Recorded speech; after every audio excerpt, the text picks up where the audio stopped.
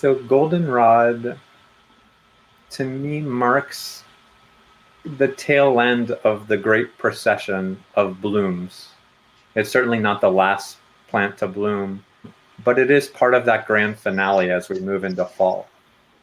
And I kind of liken all the different species of goldenrod in their golden yellow colors like the grand finale of a fireworks show.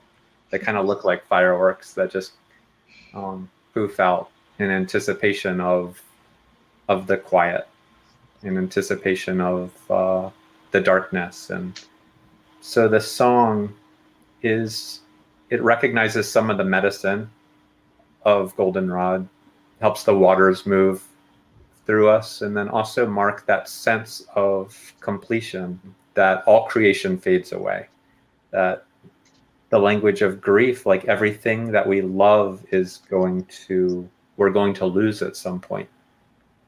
To understand that life is precious and temporary, and through our life we're going to have these losses, individual losses of parts of the earth, loss of loved ones.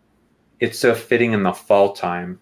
If we really observe nature, we see that fall is the darker time. It's the time where all the energy starts to, in the plants and in humans too, we start to internalize, we start to deepen. There's more of introspection. It's not following that outer, excitement and abundance of the spring and summer months. It's a coming back into ourselves. A lot of the native traditions talk about that being of the West, the sunset time. And nature reminds us that there's balance in everything.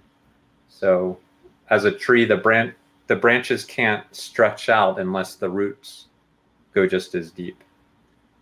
And so something that we're kind of missing in our culture is doing that root work, is knowing that things can't just get faster and faster and better and exciting. And there has to be like a downward decline to the energetics of everything we do. And with that, if we're going to enjoy things and feel the joy and abundance and love of things, there's also going to be loss. There's also going to be death. There's also going to be giving up our leaves like the goldenrod, giving up the foliage and bringing that energy back into the root to remember its source, what we are and what our souls want to do.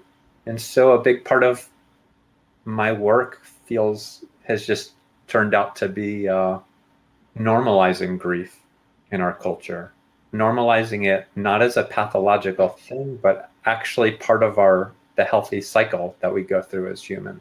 Knowing that physiologically, like moving grief can be the healthiest thing because it helps really appreciate what we've loved, to honor that which we've loved and lost, so we can make space in ourselves for more joy. So our heart cracks open so it can be rebuilt and be able to hold more light. They say there's a crack in everything, and that's how the light gets in. There's a truth in that we have to crack apart. We have to fall apart in order to show back up again.